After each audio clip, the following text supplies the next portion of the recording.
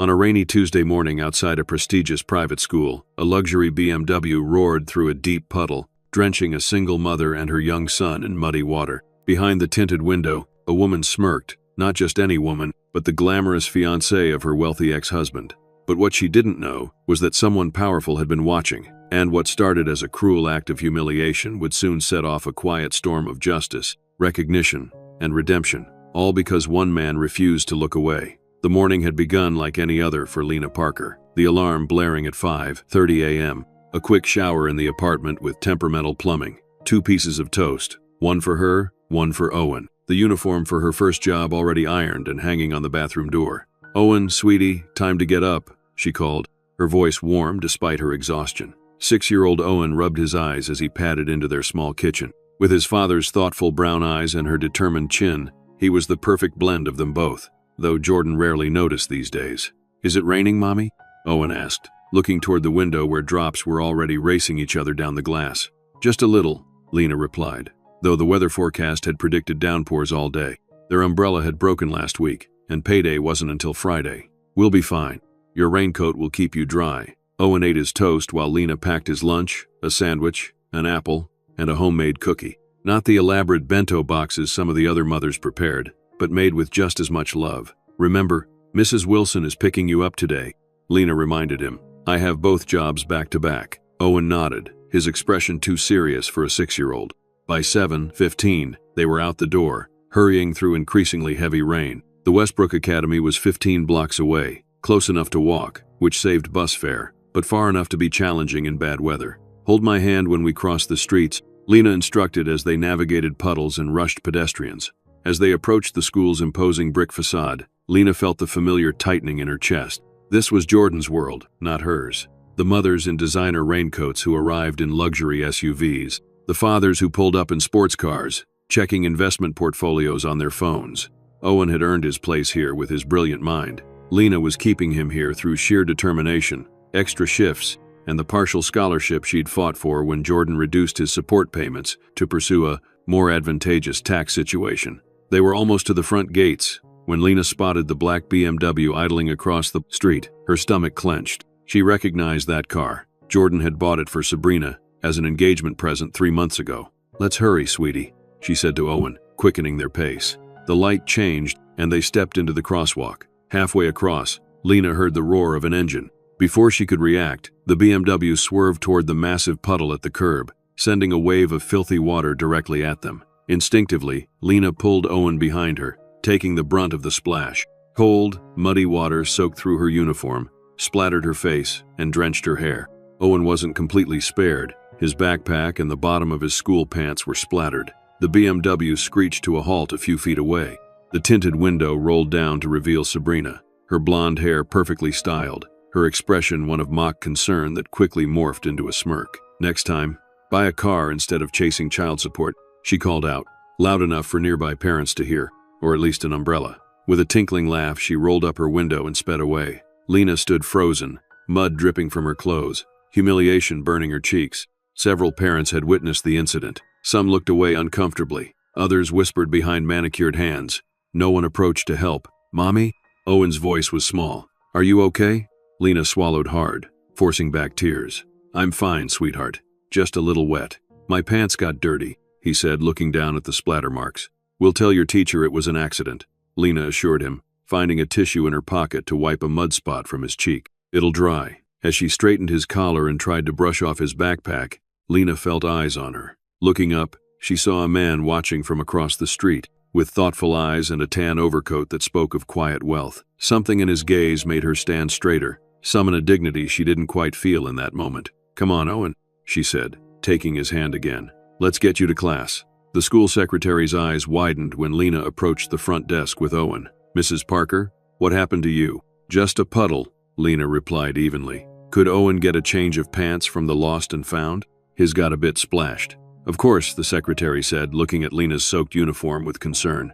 Will you be able to change before work?" Lena glanced at her watch. If she hurried back home, she'd be late for her shift at the hotel. If she went straight to work like this, she'd risk being sent home, or worse, fired. "I'll manage. Owen, be good today. I love you." "Love you too, Mommy," he replied, hugging her despite her wet clothes. As Lena turned to leave, the secretary called after her. "Mrs. Parker, there's a staff bathroom by the gymnasium you could use. It has a hand dryer. It might help a little." Lena's smile was genuine this time. "Thank you. I appreciate that." In the bathroom, Lena assessed the damage. Even her identification badge for the hotel was speckled with dirty water. She did what she could, rinsing her face, blotting her uniform with paper towels, holding sections under the hand dryer. It was a temporary fix at best. She'd still arrive at the Grand Regency Hotel looking like she'd been dragged through a swamp. As she worked, the tears she'd been holding back finally spilled over. Not for the ruined uniform or the extra trouble, not even for the public humiliation. She cried for the look on Owen's face, that mixture of embarrassment and fierce protectiveness no 6-year-old should have to feel. "She did it on purpose," Lena whispered to her reflection. "She saw us and did it on purpose." Outside the school, the rain had eased to a drizzle. Lena hurried toward the bus stop, already calculating how late she'd be. As she waited, she felt again the strange sensation of being watched. Looking around, she saw the same man from earlier, now speaking on his phone while looking in her direction. Normally, such attention would make her uncomfortable, but there was something in his expression, not pity, but a kind of controlled anger on her behalf, that felt oddly comforting. The bus arrived, and Lena boarded, heading for the back where fewer people would notice her condition. As the bus pulled away, she glanced out the window. The man in the tan coat was still there, watching as she departed. Across town at the Whitaker Development Group headquarters, Jordan Whitaker glanced up from his computer as his office door opened. Sabrina sauntered in, dropping her designer handbag on a chair before leaning over to kiss him. "You're wet," he noted, frowning at the damp spots on her silk blouse. "It's raining, darling," she replied, smoothing her hair. "Just came from dropping Micah off at that dreadful doggy daycare you insist on. Then I swung by Westbrook." Jordan's eyebrows rose. "Westbrook? Why?" Sabrina examined her manicure casually. "Just wanted to see the campus again before the charity auction next month. I ran into your ex, actually." She and the boy were looking rather bedraggled. Something in her tone made Jordan pause. "Sabrina, what did you do?" She laughed lightly. "Nothing, really. There was a puddle, and well, physics happened. Not my fault she can't afford proper rain gear." Jordan sighed, returning to his screen. "Try not to create drama, please. The divorce was messy enough." "Oh, please," Sabrina scoffed. "She's irrelevant. Anyway, don't forget we have brunch with the Kensingtons on Saturday. Richard wants to discuss the riverfront project." As Sabrina continued chattering about social obligations, Jordan's mind drifted. Their marriage felt like a different lifetime. Sometimes, in quiet moments, he remembered the early days with Lena, her genuine laugh, the way she'd supported him when his father thought he'd never amount to anything. But those memories were inconvenient, so he pushed them aside. He had moved on to bigger things. If Lena hadn't been able to keep up, that was hardly his concern. "Jordan, are you listening?" Sabrina's sharp tone cut through his thoughts. "Sorry, thinking about the Montgomery contract," he lied smoothly. "What were you saying?" Dean Marshall sat in his corner office at Marshall Investments, staring thoughtfully at his computer screen. The article displayed showed a younger Jordan Whitaker and his then-wife Lena at a charity gala from 5 years ago. The caption read, "Whitaker Development Group's rising star Jordan Whitaker and wife Lena at the Children's Hospital benefit." Dean leaned back in his chair, thinking about what he'd witnessed that morning, the deliberate cruelty of the splash. He hadn't immediately recognized Lena Parker, formerly Lena Whitaker, but something about her composure had seemed familiar. As a major investor in Whitaker Development Group, he maintained professional relationships with the family, but he kept his personal opinions to himself. Until now, picking up his phone, he called his assistant. "Angela, could you come in for a moment?" When the efficient woman appeared at his door, Dean gestured for her to close it behind her. "I need you to find some information for me." "Discreetly," he said. "Everything you can about Lena Parker, formerly Lena Whitaker. Current address, employment, financial situation, and her son, Owen, I believe his name is." Angela didn't question the request. "Anything specific you're looking for?" Dean considered. "Any hardships she's facing, health concerns, outstanding debts. Also, her relationship with her ex-husband since the divorce." "This is about Jordan Whitaker's ex-wife?" Angela clarified, her expression carefully neutral. "Yes, I witnessed an incident this morning that concerned me. I'd like to know more about her circumstances." Angela nodded. "I'll have a preliminary report by tomorrow morning." After she left, Dean turned back to his computer, closing the article and pulling up the Whitaker Development Group's latest financial reports. As a board member, he had access to information most investors didn't, including the details of certain executive expenses. He scrolled through the list until he found what he was looking for. A charge for a BMW 7 Series, listed as a client relations vehicle, but delivered to Jordan Whitaker's home address, the same car he'd seen that morning. Interesting, Dean murmured. Company funds for a personal gift to a fiancée. That wasn't just ethically questionable. It potentially violated several corporate governance policies. Dean made a note of it, not yet sure how or if he would use this information. At the Grand Regency Hotel, Lena slipped through the employee entrance, hoping to reach the locker room without being noticed. Her luck didn't hold. "Parker, what happened to you?" Mrs. Hendricks, the head of housekeeping, blocked her path, eyes wide with dismay. "I got splashed on the way to my son's school," Lena explained, feeling the weight of exhaustion and humiliation pressing down on her again. "I tried to clean up, but—" "You can't work looking like that," Mrs. Hendricks interrupted. "We have standards." "Please," Lena said quietly. "I have a spare shirt in my locker. The pants are dark. The stains barely show now that they're drying. I need this shift."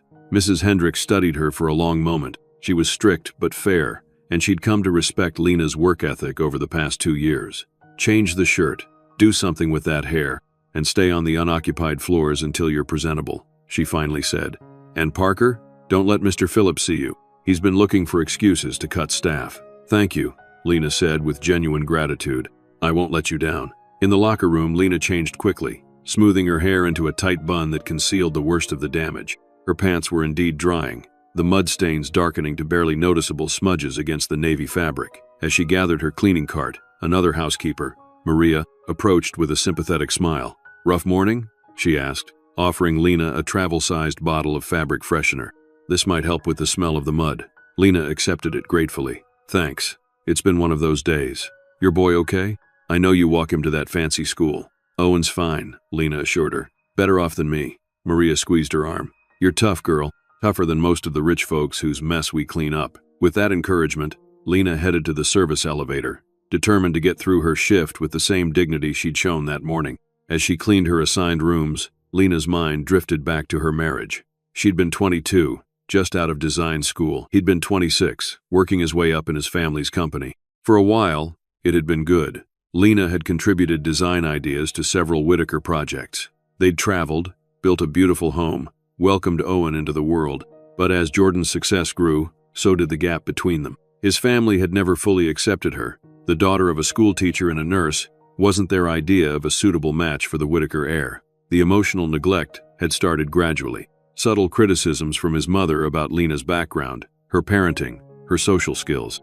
Then came the coldness at home, the separate bedrooms, the missed family dinners. When Lena discovered Jordan's affair with his young assistant Sabrina, she'd been devastated but not entirely surprised. The surprise came during the divorce, when the Whitaker family closed ranks completely.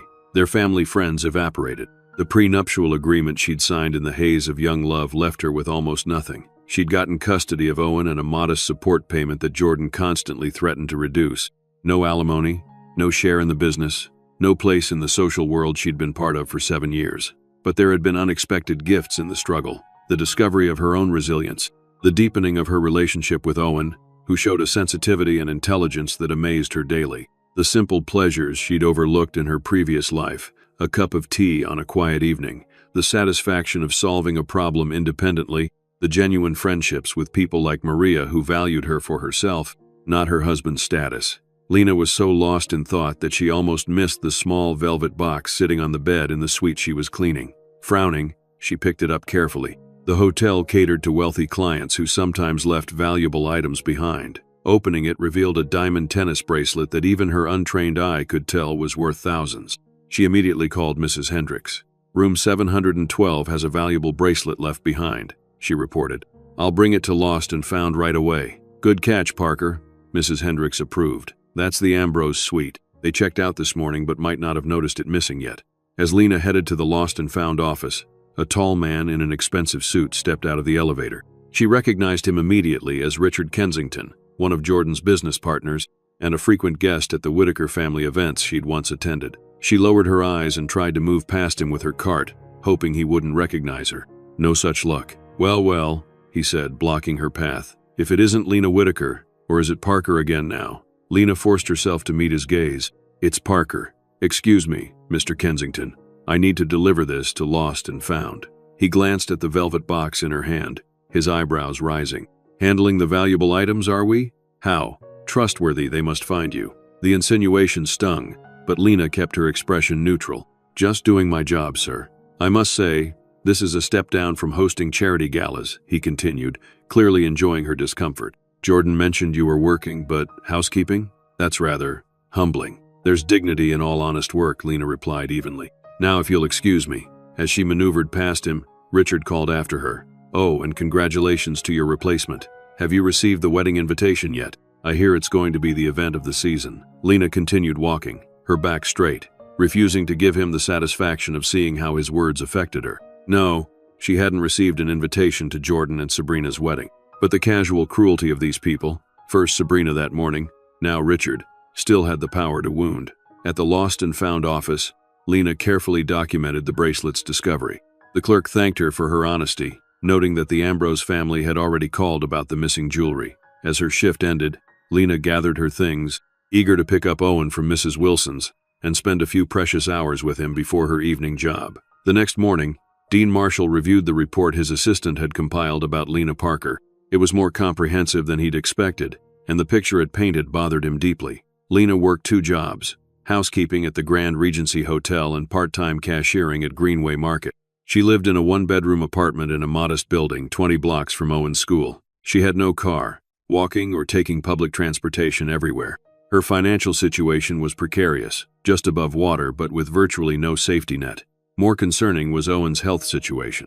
The boy had moderate asthma that required daily medication and occasional emergency treatments. The insurance Lena received through the hotel covered only a portion of these expenses, leaving her to pay significant out-of-pocket costs. The report also detailed the divorce settlement. Lena had received custody of Owen but minimal financial support. Jordan Whitaker paid for Owen's private school tuition directly to the institution and provided a modest monthly child support payment that he had reduced twice in the past 3 years. She declined to pursue alimony, Angela noted when Dean questioned this. According to the court records, she told her lawyer she just wanted out and didn't want to fight the Whitakers for more. "Pride," Dean murmured, "or fear." The most interesting section of the report concerned Lena's relationship with her ex-husband and his family since the divorce. There was a pattern of what could only be described as deliberate social isolation. Invitations to school functions were misplaced. Parent-teacher conferences were scheduled at times Lena couldn't attend due to work. Owen was enrolled in exclusive activities that took place during Lena's designated visitation times. Yet through all of this, there was not a single documented instance of Lena speaking ill of Jordan to their son or creating conflict. She had maintained a dignified silence, absorbing blow after blow without retaliation. "One more thing, sir," Angela said, pointing to the final page. "The child, Owen, has been invited to join the school's advanced learning program next year. It would mean additional fees that aren't covered by his current scholarship arrangement." Dean nodded thoughtfully. "Thank you, Angela. This is excellent work." After his assistant left, Dean sat in silence, considering his next move. He rarely involved himself in personal matters, but something about Lena Parker's quiet dignity had resonated with him. Dean reached for his phone and made a call to an old friend who specialized in discrete problem-solving. "Marcus, I need a favor," he said when the man answered.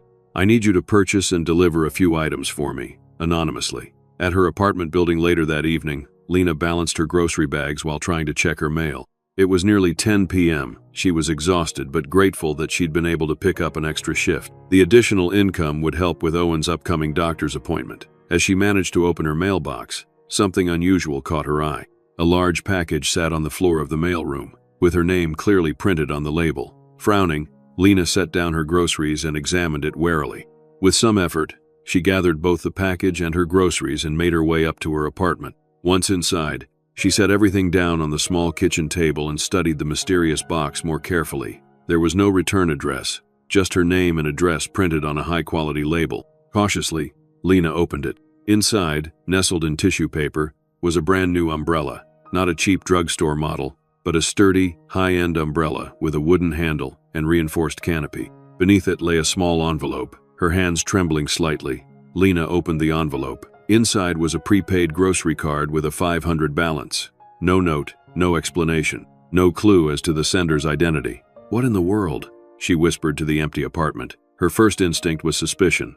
Was this some kind of trick? A mistake? Should she report it to the building manager? But as she held the umbrella, ran her fingers over the smooth wooden handle, she was struck by the timing. Just yesterday, she had been soaked because her old umbrella was broken. And now this appeared, as if someone had seen her plight and responded with unexpected generosity. Lena set the umbrella aside and examined the grocery card more closely. $500 would make an enormous difference in their monthly budget. It might even let her take a night off from her second job to attend Owen's upcoming school presentation. But should she use it? Accept help from an unknown source? Pride warred with practicality as Lena stared at the card. Accepting charity felt like a step backward. Yet as she glanced around the small apartment, at Owen's too small desk where he diligently did his homework, at the stack of medical bills she was slowly paying off, practical need won out over pride. "Thank you," she whispered to whoever might have sent the gifts. "Whoever you are, thank you." The next morning brought another surprise.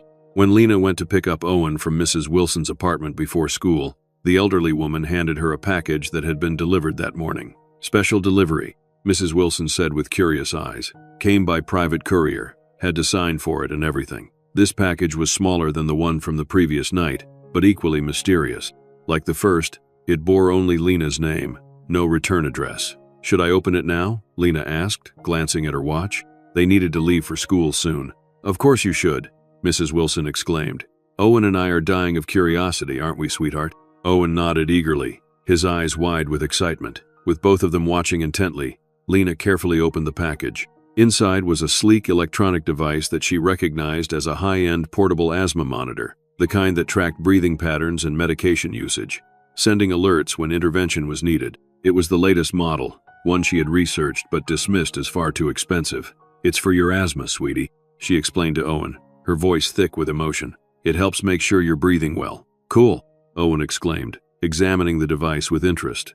"It looks like a space gadget." "There's a note this time," Mrs. Wilson pointed out, gesturing to a small card that had fallen onto the table. Lena picked it up with trembling fingers. The message was brief and typed, offering no clue to the sender's identity. "For Owen's health, no strings attached." "Mom, who sent it?" Owen asked, looking up from the device. "I don't know, sweetheart," Lena admitted. "Someone very kind, it seems." Carefully repacking the monitor, they would set it up properly that evening. "Now we need to hurry, or you'll be late for school." As they walked to Westbrook Academy, Lena's mind raced with questions. Someone knew a great deal about their lives. Someone with resources and, apparently, good intentions. But who and why? The rain had stopped, but Lena brought the new umbrella anyway, partly to test it and partly because forecasts predicted afternoon showers. At the school gates, Lena knelt to straighten Owen's collar and give him a quick hug. "Have a wonderful day, my love. I'll see you at Mrs. Wilson's after work." As Owen ran toward the building, Lena stood to leave and froze. Across the street, partially obscured by a newspaper stand, stood the man in the tan coat, the same man who had witnessed the splashing incident, the same man she'd noticed watching her at the bus stop. Their eyes met briefly before he turned and walked away, his movements unhurried yet purposeful. A chill ran down Lena's spine. Was he the mysterious benefactor? She considered following him, demanding answers, but a glance at her watch changed her mind. As he walked to his waiting car, Dean reflected on the reports he'd received confirming the delivery of his gifts. Small interventions, but ones that would make a meaningful difference in Lena's daily struggles. Phase 1 of what Dean was beginning to think of as Project Dignity. Phase 2 would require more direct involvement. But first, he needed to understand more about the dynamics at play in the Whitaker world. Specifically, the relationship between Jordan and his fiancée Sabrina, and how it affected Owen. For that, he would attend the charity brunch scheduled that weekend, where Jordan and Sabrina would undoubtedly be holding court. The Metropolitan Art Museum's annual charity brunch was a highlight of the social season. The Whitaker family had been major supporters for generations, and Jordan had inherited his grandfather's position on the museum board. Sabrina had spent hours preparing for the event, selecting a cream-colored Chanel suit that projected both sophistication and the right amount of demure charm for a morning function.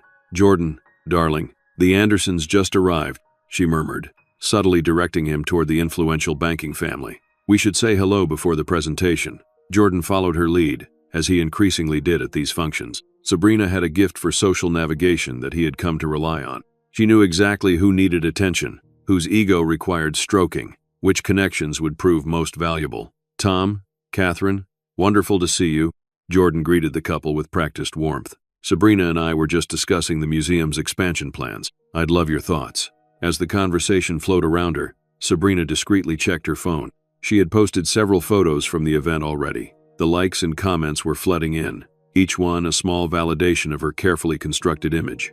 A new notification caught her eye, a tag in someone else's post. Curious, she tapped it, then nearly dropped her phone in shock. The post showed a series of photos from outside Westbrook Academy. The first captured the exact moment the BMW splashed through the puddle, sending a wave of muddy water toward Lena and Owen. The second showed Lena shielding her son from the worst of the splash. The third showed Sabrina's face clearly visible through the car window, her expression one of malicious amusement. The caption read, "Witness this deliberate act of cruelty at Westbrook this week. Driver identified as Sabrina Hayes, fiancée of prominent developer Jordan Whitaker, splashing his ex-wife and their son." Already, the post had hundreds of shares and comments, most expressing outrage at Sabrina's behavior and sympathy for the soaked mother and child. "Sabrina, are you all right? You've gone quite pale." Catherine Anderson's concerned voice broke through her panic. "Just a minor work issue," Sabrina managed, quickly closing the app. Nothing that can't wait. But inside, she was seething. The incident had been a moment of petty satisfaction, a way to remind Lena of her place in the social hierarchy. It wasn't supposed to become public, to be scrutinized and judged. As the group moved toward the brunch tables, Sabrina scanned the crowd, wondering if the photographer might be present. Her eyes landed on a tall man in an expensive suit, standing slightly apart from the main crowd. "Jordan," she said quietly, nudging her fiancé. "Who is that man by the Rodin sculpture? The one speaking with the museum director." Jordan glanced over, his expression clearing in recognition. "That's Dean Marshall, major investor, sits on several boards, including ours at Whitaker Development, keeps to himself mostly." "Why?" "Just curious. He seems to be watching us." Jordan shrugged. "Marshall watches everyone. It's what makes him a good investor. Don't worry about him. We should focus on the Andersons. Tom mentioned they're looking for a vacation property in the Hamptons. Could be a good connection for the new development." But Sabrina couldn't shake the feeling of being observed. As they took their seats for brunch, she noticed Marshall had positioned himself at a table with a clear view of theirs. Throughout the meal, she caught him glancing their way several times, his expression unreadable. When the formal presentations began, Sabrina leaned close to Jordan's ear. "I need to tell you something," she whispered. "Someone posted photos of me, of an incident at Westbrook, with Lena." Jordan frowned slightly. "What kind of incident?" "I may have splashed her slightly when I was driving by," Sabrina admitted, downplaying the deliberate nature of her action. "It was raining. There was a puddle. Not a big deal, but someone photographed it, and it's getting some negative attention online." "Christ, Sabrina," Jordan muttered, careful to maintain his public smile. "I told you not to create drama. The last thing we need is social media backlash, especially with the riverfront project up for city approval next month." "I know, I'm sorry," she said, though she felt more annoyed than remorseful. "I'll have my publicist handle it. Maybe suggest it was an accident, or that the photos are misleading." Jordan nodded tersely. "Do that. And stay away from Westbrook for a while. In fact, stay away from Lena entirely. She's not worth the trouble." Sabrina agreed readily, but inside she was fuming, not at Jordan's reprimand, but at Lena for somehow, once again, creating complications in her life. First, by maintaining a presence at Westbrook, a constant reminder of Jordan's previous marriage. Then by potentially garnering public sympathy that could reflect poorly on Sabrina's carefully crafted image. "I put Lena in her place this morning," she had boasted to Jordan after the splashing incident. He had laughed weakly then, not particularly interested but not objecting either. Now it seemed that small moment of petty triumph might have consequences. As the brunch concluded and guests began to mingle again, Sabrina found herself face to face with Dean Marshall. Up close, he was more imposing than she had expected. "Miss Hayes," he greeted her with a slight nod. "Congratulations on your engagement. Jordan is a fortunate man." "Thank you, Mr. Marshall," she replied, summoning her most winning smile. "Jordan has mentioned your important role in Whitaker Development. We must have you over for dinner sometime." Dean's smile didn't reach his eyes. "Perhaps, though I find my schedule increasingly occupied with community initiatives. In fact, I've recently become interested in supporting single working parents. Such resilience they show, don't you think?" Something in his tone made Sabrina stiffen. "A worthy cause," she managed. "If you'll excuse me, I see the Kensingtons have just arrived. Lovely to meet you properly." As she walked away, Sabrina could feel Marshall's eyes on her back. Across the room, Dean watched Sabrina rejoin Jordan, noting the way she immediately whispered something in his ear, her eyes darting back in Dean's direction. He had deliberately mentioned single parents to gauge her reaction, and her discomfort confirmed his suspicion. Good. A little discomfort might encourage more thoughtful behavior in the future. As Dean prepared to leave the brunch, his phone buzzed with a message from his investigator. The text was brief but significant. Located source of photos, parent at Westbrook, sympathetic to L. Parker. Images continuing to gain traction online. S. Hayes publicist already attempting damage control. Dean smiled slightly. He hadn't orchestrated the photos or their posting. That had been an unexpected development, but he was pleased to see Sabrina facing some consequences for her cruelty. 2 weeks after the mysterious gifts began appearing, Lena's life had settled into a cautious new rhythm. The grocery cart had allowed her to buy healthier food and even take one night off to attend Owen's school presentation. The asthma monitor had already proven invaluable, alerting her to a potential flare-up before Owen's symptoms became severe, and the sturdy umbrella had kept them both dry through several rainy days. No more packages had arrived, but Lena remained watchful, both grateful for and curious about her unknown benefactor. She had spotted the man in the tan coat twice more near Westbrook, always at a distance, never approaching. She had begun to think of him as her guardian angel, though she shared this fanciful notion with no one but Owen, who delighted in the mystery. On a Wednesday evening, Lena was finishing her shift at the Grand Regency, looking forward to a rare night off from her second job. She had promised Owen they would make homemade pizza and watch a movie of his choosing, small pleasures that felt luxurious after weeks of constant work. As she returned her cleaning cart to the storage area, Mrs. Hendricks approached with an unusually serious expression. "Parker, Mr. Phillips wants to see you in his office. Now." Lena's stomach dropped. Edward Phillips, the hotel manager, rarely interacted with housekeeping staff directly unless there was a problem, a serious problem. "Did he say what it's about?" she asked, trying to keep her voice steady. Mrs. Hendricks shook her head. "No, but he's got security with him, and he doesn't look happy."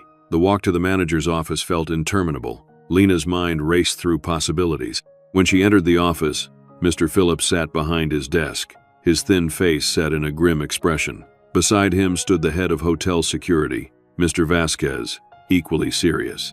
On the desk lay a designer handbag that Lena recognized as belonging to Mrs. Blackwell, a regular guest who always stayed in the same luxury suite. "Ms. Parker," Phillips began without preamble, "are you familiar with Mrs. Eleanor Blackwell's accommodations?" "Yes, sir," Lena replied carefully. "I've cleaned her suite many times. She was in 815 this week." "And were you in suite 815 yesterday between 2 and 4 p.m.? "Yes, sir. I cleaned it during my regular shift." Phillips and Vasquez exchanged glances. Mrs. Blackwell has reported that her diamond earrings are missing from this handbag. She distinctly remembers placing them inside before leaving for a luncheon. When she returned, they were gone. Lena felt the blood drain from her face. "Sir, I never touched Mrs. Blackwell's handbag. I would never—" "We've reviewed the security footage," Vasquez interrupted. "You were the only staff member who entered the suite during that time period." "The earrings are valued at $12,000, Phillips added. "Mrs. Blackwell is a platinum member and a personal friend of the owner. She's extremely upset." "I understand, but I didn't take anything," Lena insisted, her heart pounding. "I followed protocol. I cleaned the bathroom, changed the linens, vacuumed, and dusted the surfaces. I never opened guests' bags or personal items." Phillips sighed. "Ms. Parker, your employment record has been satisfactory until now. If you were to return the earrings, we might be able to resolve this without involving the police." The implication was clear. They believed she was guilty. "I can't return what I didn't take," Lena said, her voice trembling slightly. "Please, check the footage more carefully. I never went near her handbag." "The footage is inconclusive," Vasquez admitted. "The bag was on the desk, which is partially obscured by a decorative screen, but no one else entered the room." Phillips studied her for a long moment. "Ms. Parker, pending investigation, you're suspended without pay. Please surrender your access card and locker key." The words hit Lena like a physical blow. Suspended without pay. Her primary source of income, gone. Her reputation tarnished. All for something she hadn't done. "Mr. Phillips, please," she said, struggling to maintain her composure. "I have a son to support. I can't afford to be suspended, and I swear to you, I did not take those earrings. I'm sorry, but this is hotel policy for theft allegations. We'll expedite the investigation, but until it's resolved, you cannot work here." Numb with shock, Lena surrendered her access card and locker key. She gathered her personal belongings under Vasquez's watchful eye, feeling like a criminal though she had done nothing wrong. As she walked out of the Grand Regency, the reality of her situation crashed down on her. Without her hotel salary, she couldn't pay rent. Her part-time cashier job provided only a fraction of what she needed to survive. For the first time since the divorce, Lena felt truly desperate. On the bus ride to Mrs. Wilson's, Lena fought back tears. She couldn't let Owen see her despair. He was too young to understand their financial precariousness, too innocent to be burdened with adult concerns. By the time she reached the elderly woman's apartment, Lena had composed herself enough to greet her son with a smile. "Mommy," Owen exclaimed, running to hug her. "We're still making pizza, right? Mrs. Wilson helped me draw the toppings we need." Lena hugged him tightly, drawing strength from his unconditional love. "Absolutely, sweetheart. Nothing could make me miss pizza night with you." Mrs. Wilson, perceptive as always, noticed Lena's strained expression. "Owen, why don't you finish coloring that picture while I talk to your mom for a minute?" Once Owen was occupied at the small table, Mrs. Wilson led Lena to the tiny kitchen. "What happened?" she asked quietly. "You look like you've seen a ghost." Briefly, Lena explained the situation at the hotel. Mrs. Wilson's kind face creased with concern. "That's ridiculous," she declared. "Anyone who knows you would never believe you'd steal anything." "Unfortunately, hotel management doesn't know me the way you do," Lena said wearily. "And without that job, I don't know how I'll manage." "You'll stay for dinner," Mrs. Wilson decided. "Then we'll figure something out. I might know someone at the Brighton Hotel who's looking for experienced staff." Lena squeezed the older woman's hand gratefully. "Thank you. But for tonight, I just want to focus on Owen. He's been looking forward to our pizza night all week." "Of course, dear. Children need stability, especially when things are difficult." Throughout the evening, Lena maintained a cheerful facade for Owen's sake. They made pizza with the ingredients she had splurged on with the grocery card.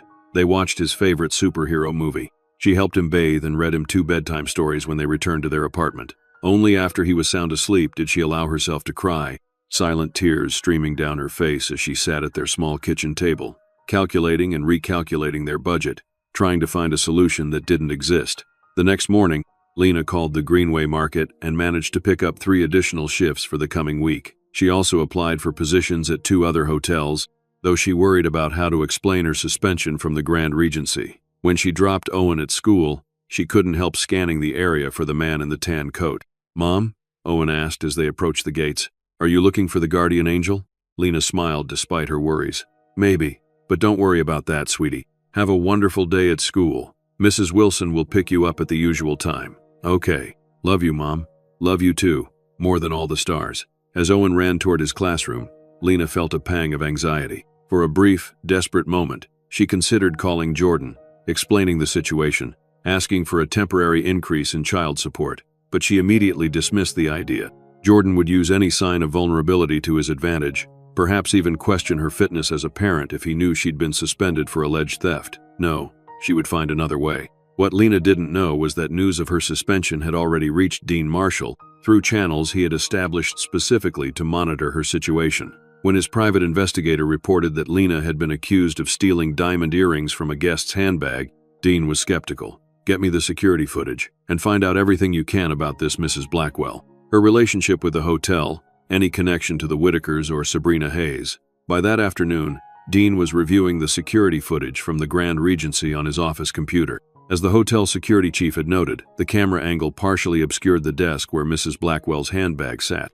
Lena could be seen cleaning the suite, efficiently moving from task to task, but there was no clear shot of her approaching or touching the bag. However, something about the footage bothered Dean. He watched it 3 times before identifying the anomaly. The timestamp jumped slightly at the 2:47 p.m. mark, a gap of approximately 20 seconds, not enough to be obvious in casual viewing, but significant. He immediately called his technology specialist. "There's an edit in this footage. I need to know if it was done by the hotel's security system or if someone tampered with it after the fact." While waiting for that analysis, Dean reviewed the information on Eleanor Blackwell. She was a wealthy widow in her 60s, a regular at the Grand Regency for over a decade. And this detail made Dean sit up straighter. She was a close friend of Victoria Whitaker, Jordan's mother. "Interesting," Dean murmured. "Could this be coincidence or something more deliberate?" His tech specialist called back within the hour. "The edit was made after the fact, sir. Someone with access to the security system deleted a short segment and smoothed over the transition. Amateur work, but good enough to fool a cursory review." Dean's suspicions deepened. "Can you determine when the edit was made, and from which access point?" "The system logs show it was modified yesterday at 6:15 p.m., after the alleged theft was reported. The access credentials belong to someone named Thomas Vasquez, head of hotel security." "And has Mrs. Blackwell filed a police report about the missing earrings?" "No, sir. Only an internal complaint with the hotel." The picture was becoming clearer. Dean had seen enough corporate intrigue to recognize a setup when he encountered one. The question was, who was behind it?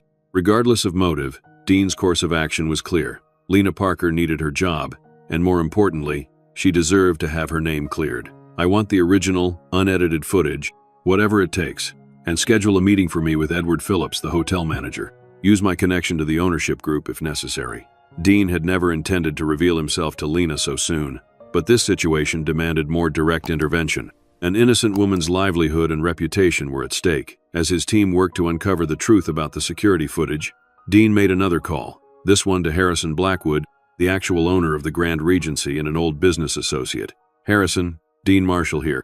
I need a favor regarding one of your employees. The next day, Lena received a call from the Grand Regency. Her hands trembled as she answered, hoping against hope for good news. Ms. Parker, this is Edward Phillips. I'm calling to inform you that new evidence has come to light regarding the missing earrings. Mrs. Blackwell has withdrawn her complaint. It appears the items were misplaced, not stolen. Lena closed her eyes in relief. So the suspension is lifted? Yes. In fact, the ownership has instructed me to offer you our sincere apologies for the misunderstanding. You're welcome to return to your position immediately, with back pay for the days missed. Back pay? Lena repeated, stunned by this unexpected generosity. Thank you. Additionally, we would like to offer you a small compensation for the distress caused. A bonus of $500 will be included in your next paycheck. Lena was speechless. This went far beyond standard hotel policy. Mr. Phillips, may I ask what new evidence came to light? There was a pause before he answered. I'm not at liberty to discuss all the details, but I can tell you that the security footage was reviewed more thoroughly, and it became clear that you never approached Mrs. Blackwell's personal belongings. After the call ended, Lena sat in stunned silence. Her mind went immediately to the man in the tan coat, her mysterious benefactor. Was he watching over her more actively than she had realized? For the first time since the divorce, Lena felt truly protected, not in a way that diminished her independence or dignity, but in a way that suggested someone recognized her worth and was ensuring she was treated fairly. That evening, when she picked up Owen from Mrs. Wilson's apartment, Lena was able to share the good news. I got my job back, she told them both. There was a misunderstanding, but it's all cleared up now. That's wonderful, dear. I knew they'd come to their senses. Owen hugged his mother tightly. I told you the guardian angel would help, Mom. I drew another picture for them. Can we leave it somewhere they'll find it? Lena smiled at her son's faith in their mysterious protector. I think they already know how grateful we are, sweetheart. But your picture is beautiful. We'll keep it somewhere special. Across town, Dean Marshall sat in his study, reviewing the unedited security footage his team had obtained. The missing 20 seconds showed exactly what he had suspected. Mrs. Blackwell herself removing the earrings from her handbag and placing them in her coat pocket before leaving the suite. There had never been any theft. The entire accusation had been fabricated. A call to Harrison Blackwood had resolved the situation quickly. As the hotel's owner, Blackwood had been concerned about potential liability for false accusations against an employee. A quiet word with Mrs. Blackwell, reminding her of the existence of unedited footage and the legal implications of a false theft report, had been sufficient to make the problem disappear. But Dean was troubled by the deeper question. Why target Lena specifically? His investigator's report had suggested the latter. Mrs. Blackwell had been overheard at her ladies' luncheon the day before the incident, discussing Jordan Whitaker's unfortunate first marriage, with several friends, including Victoria Whitaker. Sabrina Hayes had been present as well, contributing her own unflattering commentary about Lena. The timing suggested coordination rather than coincidence. First, the public humiliation at Westbrook, now an attempt to destroy Lena's employment and reputation. It seemed that Sabrina, perhaps with the Whitakers' tacit approval, was engaged in a systematic effort to undermine Lena. Dean suspected it was not rational but emotional. Sabrina's insecurity, Jordan's guilt, the family's discomfort with Lena's continued presence on the periphery of their world through Owen. Her very dignity was an indictment of their behavior. Well, if they were determined to make Lena's life difficult, Dean was equally determined to ensure she had the resources to withstand their attacks. The next phase of his plan could now move forward. It was time to meet Lena Parker face to face. That Friday afternoon, Westbrook Academy held its quarterly fundraising fair. Parents, students, and faculty gathered on the expansive grounds to raise money for the school's scholarship fund through games, food stalls, and a silent auction of student artwork. Lena had arranged to leave work early to attend, wanting to support Owen, who had contributed a painting to the auction. The grocery card had allowed her to bake cookies for the bake sale as well, a small contribution, but one that made her feel more a part of the school community than usual. As she helped set up the bake sale table, Lena was acutely aware of the social dynamics at play around her. The Westbrook mothers in their designer casual wear, clustering in tight groups, the few glances in her direction, quickly averted when she looked up. She had grown accustomed to her outsider status, but it still stung on occasions like this. "Those cookies look delicious," a warm voice commented. Lena looked up to see a tall man standing before the table, and her heart skipped a beat. It was him, the man in the tan coat, though today he wore a casual blazer over a light sweater. Up close, he was older than she had guessed, perhaps in his mid-40s, with kind eyes that crinkled at the corners. "Thank you," she managed, finding her voice. "Chocolate chip with sea salt, my son's favorite." "Excellent choice," he said, selecting one and placing a $20 bill in the donation jar, far more than the suggested price. "I'm Dean Marshall. My nephew attends Westbrook, though he's only in kindergarten." "Lena Parker," she replied, studying his face for any sign that he recognized her. "My son Owen is in first grade." "Parker," he repeated thoughtfully. "Would that be Owen Parker, the young artist with the space-themed painting in the auction?" Lena smiled with maternal pride. "Yes, that's my son. How did you know?" "I was just viewing the auction items. His piece caught my eye. Remarkably sophisticated use of color for a child his age." "He loves astronomy," Lena explained. "Spends hours with his library books about space." Dean nodded, taking a bite of the cookie. "These are exceptional as well. You're a woman of many talents, Mrs. Parker." Before Lena could respond, they were interrupted by the arrival of several parents looking to purchase baked goods. Dean stepped aside, but didn't leave. He remained nearby, observing the interactions as Lena served customers with friendly efficiency. What he noticed, and what Lena had grown accustomed to ignoring, was the way certain mothers barely acknowledged her as they made their purchases. When there was a lull in customers, Dean approached again. "I understand you're on the fundraising committee, Ms. Parker." "Oh no," Lena corrected him. "I'm just helping out today. I don't usually have time for committee work with my schedule." "Ah, I see. And what do you do, if you don't mind my asking?" "I work at the Grand Regency Hotel," Lena said, lifting her chin slightly. She had long since stopped being ashamed of her job, in housekeeping, and part-time at Greenway Market. Dean nodded, no judgment in his expression. "Demanding work, I imagine, especially while raising a child." "It can be challenging," Lena admitted, "but Owen makes it all worthwhile." "Mom!" As if summoned by the mention of his name, Owen came running up to the table. "Ms. Thompson says people are bidding on my painting. 3 people so far." "That's wonderful, sweetheart," Lena exclaimed, her face lighting up with genuine joy. Dean observed the interaction with interest. Owen Parker was indeed a remarkable child, bright-eyed, articulate, with an enthusiasm that hadn't been dampened by his circumstances. "You must be the artist," Dean said, extending his hand to Owen. "I was just telling your mother how impressed I was with your space painting." Owen's eyes widened as he shook the offered hand with endearing seriousness. "Thank you, sir. I used special techniques for the nebula part. Ms. Thompson showed me how to blend the colors." "It was very effective," Dean assured him. "I particularly liked how you captured the feeling of vastness. That's not easy to convey." Owen beamed at the specific praise. "Are you an artist too?"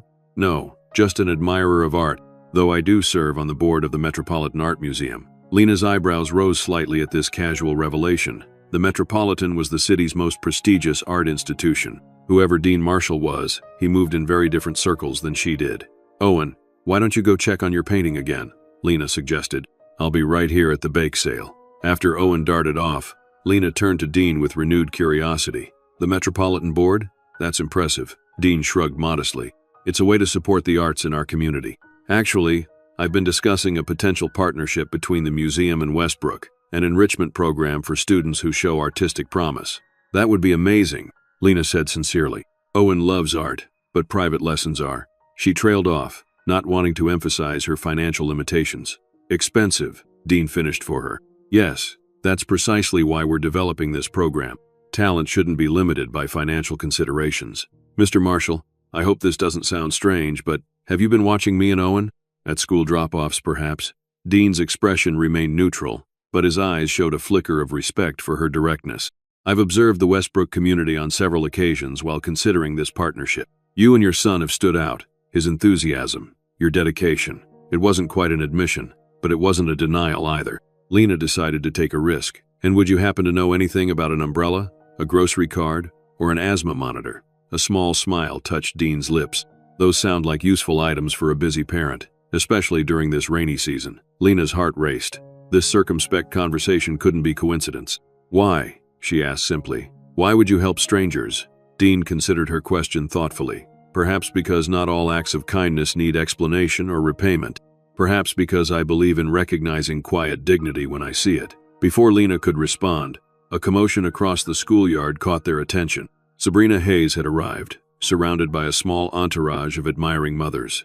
She was dressed impeccably in what fashion magazines would call elevated casual, designer jeans, a silk blouse, and jewelry that probably cost more than Lena's annual salary. Lena tensed visibly, her hand tightening on the edge of the table. Dean noticed her reaction immediately. An acquaintance of yours? He asked quietly. My ex-husband's fiancée, Lena replied, her voice carefully neutral. Ah, Dean said, understanding dawning in his eyes. The one from the puddle incident. Lena's head snapped toward him. You were there, you saw. It wasn't a question, and Dean didn't treat it as one. Yes, I did. Before they could continue this revelatory conversation, Sabrina's voice carried across the schoolyard. Absolutely. We'd be happy to sponsor the new science lab. The Whitaker family has always prioritized education. In fact, Jordan's son is thriving here. Aren't you, Owen? Lena went very still. Sabrina had spotted Owen near the art auction and called him over, placing a proprietary hand on his shoulder as she spoke to the school principal and several board members. The message was clear. She was positioning herself as Owen's stepmother, as part of his family unit. Excuse me, Lena said tightly to Dean. I need to. Of course, he replied, stepping aside as Lena moved quickly toward her son. Dean watched as she approached the group, noting how several of the mothers subtly shifted away from her, creating a physical manifestation of the social barrier between them. Sabrina's smile became brittle as Lena reached for Owen's hand. Owen, it's time to check on our bake sale contributions, Lena said, her voice steady despite the tension evident in her posture. But Miss Hayes was just telling me about the trip to the observatory they're planning, Owen said, his innocent excitement a stark contrast to the adult undercurrents. We'll talk about it later, sweetheart, Lena replied, gently but firmly guiding him away from Sabrina's side. Sabrina's voice followed them, pitched to Carrie. We'll email you the details, Owen. Jordan's so excited to share his love of astronomy with you. The interaction lasted less than a minute, but Dean observed every nuance. When Lena returned to the bake sale table, her cheeks were flushed, but her expression was composed. I apologize for the interruption, Mr. Marshall. No apology necessary, he assured her. Family dynamics can be complicated. Lena gave a short, humorless laugh. That's one way to put it. Dean studied her for a moment, making a decision. Ms. Parker, I wonder if you and Owen might be interested in attending a community center dinner next Saturday. The Metropolitan is sponsoring a family art night, dinner, followed by guided art activities for children and parents. Nothing fancy, but often enjoyable. Lena looked surprised by the invitation. That's very kind, but I wouldn't want to impose on your evening. It's not an imposition at all. In fact, I'm hosting the event and could use some friendly faces in the crowd. Owen's enthusiasm for art would be most welcome. Lena hesitated, clearly weighing the propriety of accepting such an invitation from a man she had just formally met, regardless of their unusual prior connection. As colleagues in the Westbrook community, Dean added, sensing her uncertainty. No pressure, of course. We'd be happy to attend, she said finally. Owen would love it, and truthfully, so would I. Art was my first love, before life took different turns. As Dean prepared to take his leave, he handed Lena a business card. The community center address and time are noted on the back. I look forward to seeing you both there. Watching him walk away, Lena slipped the card into her pocket, a strange mixture of emotions swirling within her. Gratitude for the mysterious gifts that had made her life easier. Curiosity about this man who seemed to know so much about her. Wariness born from years of disappointment and betrayal. The community center was not what Lena had expected. From Dean Marshall's position and apparent wealth, she had imagined something sleek and modern, perhaps in a trendy downtown location. Instead, the Riverside Community Center was a lovingly restored older building in a working-class neighborhood, with colorful murals decorating its exterior walls. Mom, look at the space mural, Owen exclaimed as they approached the entrance, pointing to a vibrant depiction of the solar system that wrapped around the building's corner. It's beautiful, Lena agreed, smoothing Owen's hair and checking that his shirt was still tucked in. She had dressed them both carefully for the evening. Owen wore his special occasions button-down shirt and navy pants. Lena had chosen a simple blue dress that she hadn't worn since before the divorce, relieved to find it still fit. Inside, the center was warm and welcoming, with the sounds of conversation and children's laughter filling the main hall. Tables had been arranged in a horseshoe pattern, covered with white cloths and set with simple ceramic plates. At one end of the room was a long buffet table, and at the other, art supplies were organized for the activities to follow dinner. Miss Parker, Owen, welcome. Dean approached them immediately, as if he'd been watching for their arrival. He wore casual slacks and a light sweater, dressed to match the relaxed atmosphere of the event. I'm glad you could make it. Thank you for inviting us, Lena replied, noticing how his eyes crinkled warmly when he smiled. This is a lovely space. The center does remarkable work in this community, Dean explained, guiding them toward the buffet. Art programs, after-school tutoring, job training, the Metropolitan partners with them for several outreach initiatives. Owen tugged at Lena's hand, his eyes fixed on the art supplies. Mom, they have real artist pastels and easels. Dean chuckled at his enthusiasm. We've set up different stations for tonight's activities: pastels, watercolors, clay sculpting, and collage. You can try them all if you like. Really? All of them? Owen's eyes were wide with excitement. Absolutely, Dean confirmed. But first, dinner. The center's culinary program prepared everything. They train young people for careers in the food industry. As they filled their plates from the buffet, a simple but delicious selection of roasted chicken, fresh vegetables, and homemade bread, Lena observed Dean's interactions with the center's staff and other attendees. He knew everyone by name, asking specific questions about their families or projects. There was no hint of condescension in his manner, only genuine interest and respect. They sat at a table with several other families, including a single father with twin daughters around Owen's age. Dean made introductions, putting everyone at ease with his relaxed demeanor. Michael teaches science at Riverside Elementary, Dean explained as the man shook Lena's hand. And his daughters, Lily and Rose, are budding scientists themselves. We're doing an experiment with growing plants in different types of light. Lily, or perhaps Rose, Lena couldn't tell them apart yet, announced proudly. Owen immediately engaged with the twins, explaining his own experiment with growing crystals. Within minutes, the three children were deep in conversation, leaving the adults to talk. So, Ms. Parker, Dean tells me you work at the Grand Regency, Michael said conversationally. My sister was a concierge there for years. Tough job, but she loved the people. Lena tensed slightly, waiting for the familiar look of dismissal when she clarified her position. I'm actually in housekeeping, but yes, the staff community is wonderful. To her surprise, Michael nodded without any change in his friendly expression. Backbone of the hotel industry, housekeeping. My first job was cleaning rooms at a motel during college. Hardest work I've ever done. As the conversation flowed naturally from work to children to community events, Lena realized something significant. Here, in this setting, no one cared about her job title or her connection to the Whitaker family. No one was measuring her worth by her income or social status. She was simply Owen's mother, a community member, a participant in the evening's activities. Throughout dinner, she caught Dean watching her with thoughtful eyes, not in a way that made her uncomfortable, but as if he was genuinely pleased to see her relaxing, engaging with others. After the meal, the art activities began. Owen immediately headed for the pastel station, dragging Lena along. Dean followed at a respectful distance, observing as Owen excitedly explained the techniques he wanted to try. He's quite knowledgeable, Dean commented, as Owen began selecting colors with careful deliberation. The art teacher at Westbrook has been wonderful with him, Lena explained. She gives him extra materials and books when she can. And you? Dean asked. You mentioned art was your first love. Lena looked down at the pastels, running her fingers lightly over their vibrant surfaces. I always loved drawing and painting. It led me to study design, which is how I met Jordan. I was interning at an architectural firm that worked with Whitaker Development. Did you continue your design work after marriage? For a while, I contributed to several Whitaker projects actually, but after Owen was born, Jordan preferred that I focus on being a mother and managing our social obligations. By the time Owen started preschool and I wanted to return to work, my skills were considered outdated. Dean frowned slightly. Design talent doesn't become outdated. Only specific software or trends change. Try explaining that to potential employers after a 5-year gap in your resume, Lena replied without bitterness. Besides, after the divorce, I needed immediate income, not another degree or retraining program. You never considered asking the Whitakers for more substantial support, given your contributions to their company? Lena shook her head firmly. I wanted a clean break. The emotional cost of fighting them wasn't worth it, especially with Owen caught in the middle. And Jordan made it clear that if I pushed for more, he would make the custody arrangement difficult. Dean seemed to search for the right word.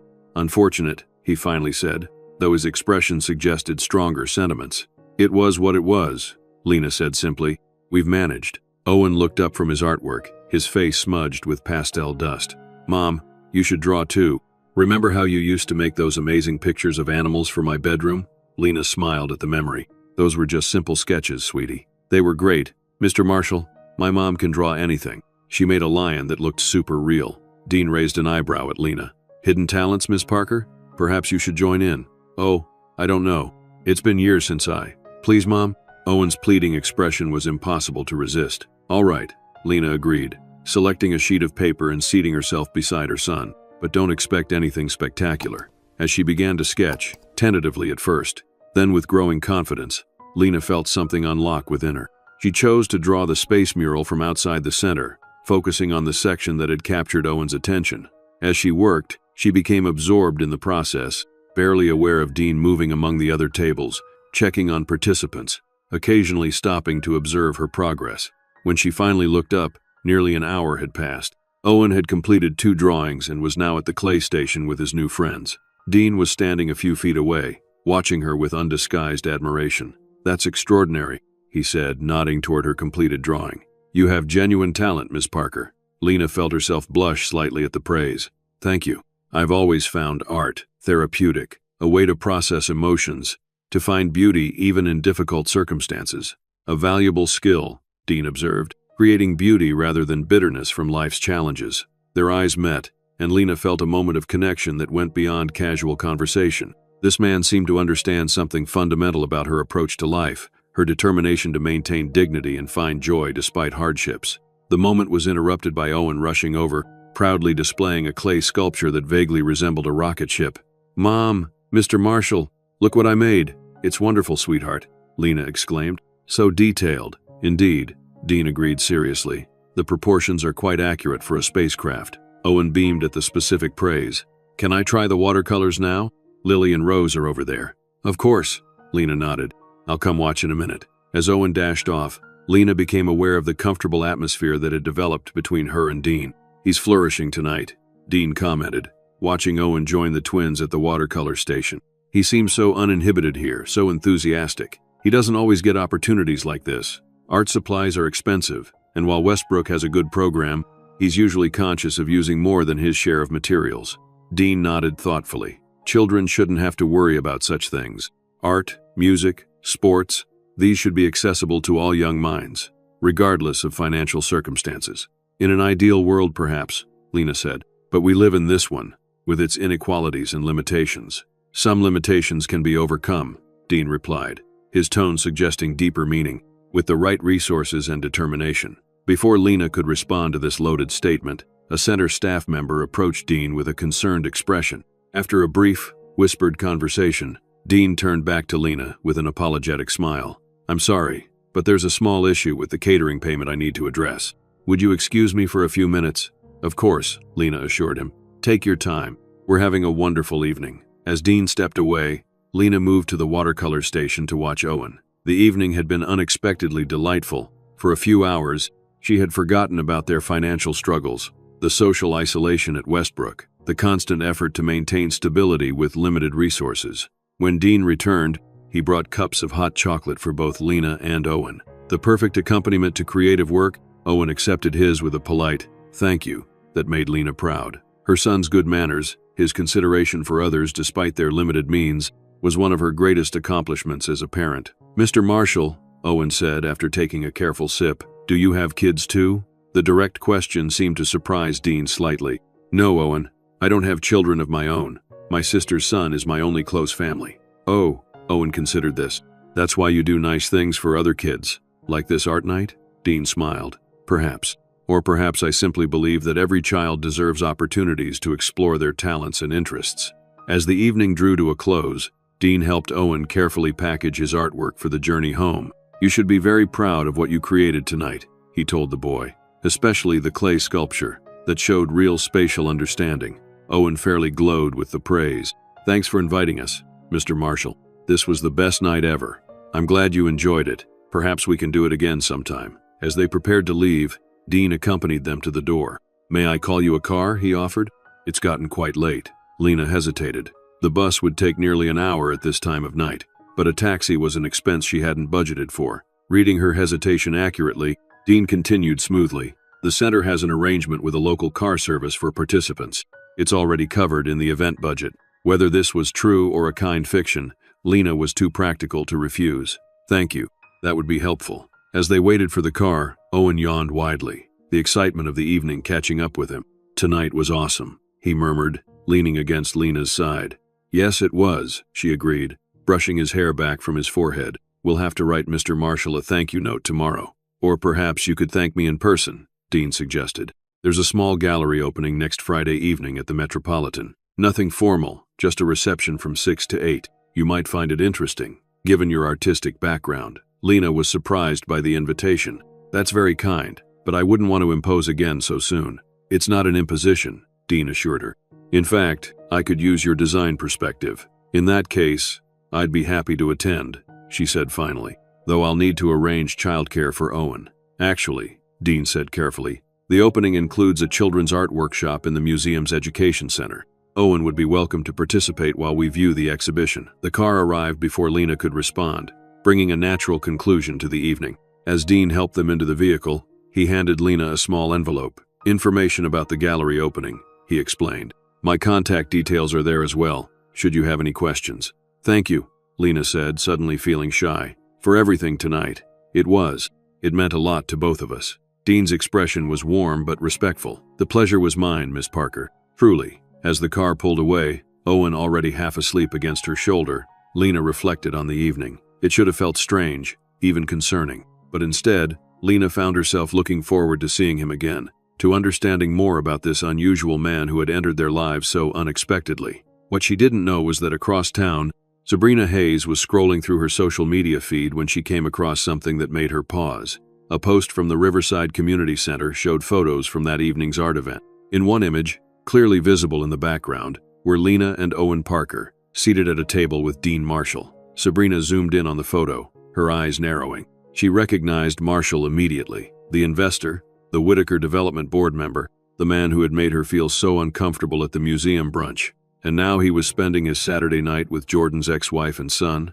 This was interesting, and potentially useful. With a calculating smile, Sabrina took a screenshot and sent it to Jordan with a simple message.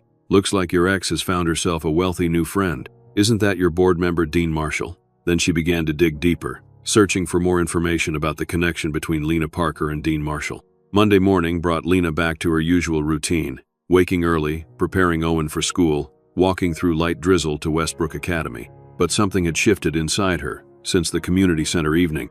A dormant part of herself, the creative, confident woman she had been before the divorce, had begun to stir. As they approached the school gates, Owen chatted excitedly about the upcoming week. And Friday is the science fair, Mom.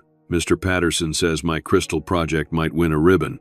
That's wonderful, sweetheart. I'll be there to see your presentation. Promise? Owen asked, his expression suddenly serious. School events had been difficult for Lena too. She knew he noticed her absences. I promise, she assured him, squeezing his hand.